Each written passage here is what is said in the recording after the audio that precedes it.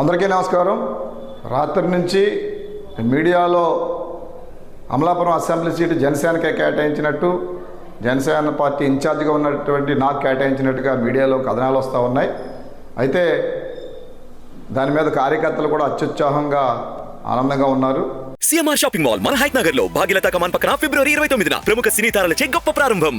అధికారికంగా అధ్యక్షుల వారు పవన్ కళ్యాణ్ గారు ప్రకటించే వరకు కూడా కార్యకర్తలు ఎవరు అత్యుత్సాహం ప్రదర్శించొద్దని వేడుకుంటా ఉన్నాను. ఎందుకంటే జనసేన తెలుగుదేశం పొత్తులో ఇరుపక్షాల అధ్యక్షులు అధికారంగా ప్రకటించినప్పుడు మాత్రమే మనం ఆనందోత్సాహాలు సంబరాలు చేసుకోవాలి.